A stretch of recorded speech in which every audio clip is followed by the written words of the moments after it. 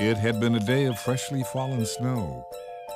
Katie found out that if your scarf isn't tucked into your jacket, it's easy to get snow down your back. Orbie learned that animals make all kinds of tracks in the snow, and they both discovered that you can make pretty patterns with your own footprints.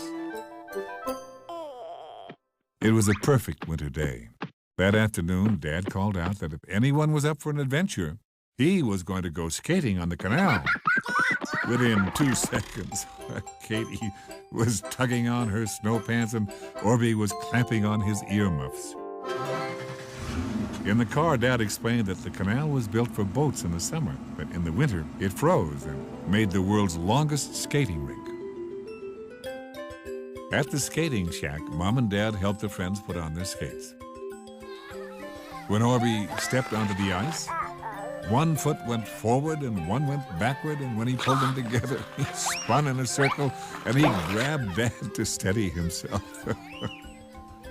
His legs went in and out sort of jelly-like until Dad finally lifted Orbie up into the air and then lowered him slowly, giving him time to get his balance. Katie spun in a little circle, and to her delight, it looked like a ballet dance.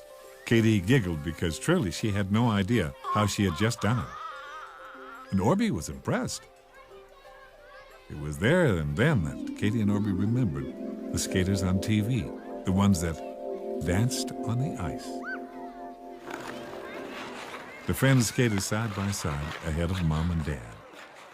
Katie began to imagine that she was on a big rink ice dancing in front of a large crowd.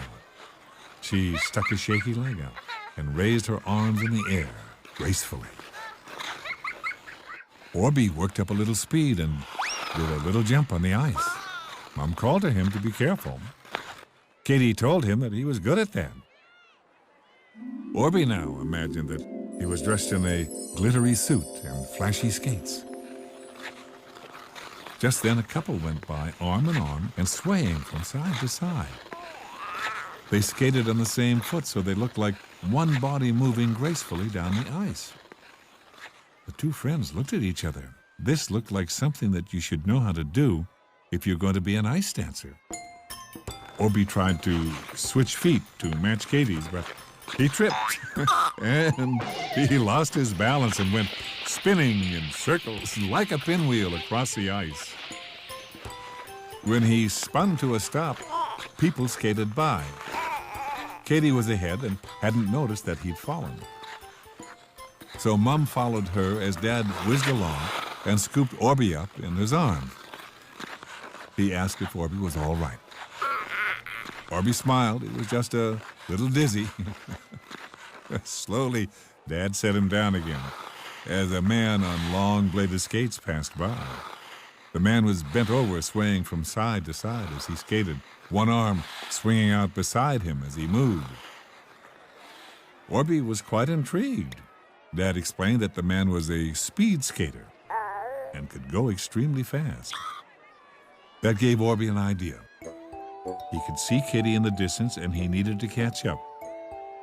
So he bent over and swung his arm and slid his skates out from side to side like the speed skating man. Slowly, he began to get the hang of it. Dad mentioned how fast he was going, and Orbie beamed. He imagined his glittery suit gleaming as he pushed harder and harder on the skates. Suddenly, he found himself passing Katie and Mom. And, try though he did, he simply couldn't stop. Dad shot past Mom after Orbie, who was leaning back and trying to make his feet stop. Dad caught him from behind and held him almost like a wheelbarrow.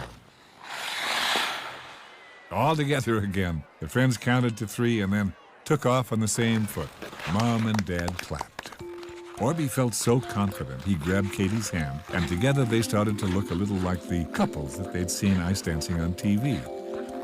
Katie told Orbie to put his hand up in the air as she did. Mom said they were amazing, and it was at that precise moment that Orbie forgot that he really wasn't a figure skater. In his mind, he could hear the crowd cheering, so he pulled on Katie's arm and spun her around to him. She was astonished. Now, Of course, they couldn't dance on ice. It's a very difficult thing to do. So they both lost their balance and went thundering down. Orbie landed on top of Katie, but luckily her big winter jacket and her thick hat kept her from getting hurt. The two of them slid on the ice for a moment before a surprised Mom and Dad caught them. Orbie was shocked. He'd been so lost in his imagination that he forgot he really didn't know how to ice dance. Mom pointed to a log, and she and Dad guided Katie and Orbie over to it. On the log, Katie asked what had happened. Orbie meekly burbled that he thought he was one of those ice dancers that he'd seen on TV. And Mom went and bought some hot chocolate as Dad explained that the people on TV take lessons for years and years, and that they start with one small move and they work their way up to a full dance. When Mom came back, Orbie could barely sip his drink. He realized that he'd gotten carried away. He apologized to Katie, who smiled and said that she'd been imagining too. Anyway, she hadn't hurt herself, so he turned to look at his best friend, and if it wasn't for the large dollop of cream on the end of her nose, he might have cried. Katie pretended that she didn't know it was there, and Orbie started to giggle, then chuckle, and soon he was laughing so hard Dad had to hold his hot chocolate. Mom asked if the two friends wanted to take figure skating classes, and they both cheered, "Yes, yay, yay!" Mom said she would look into it. And then as Orbie sipped his drink, she asked if perhaps he could wait to try the fancy stuff until he was older and knew how it was done.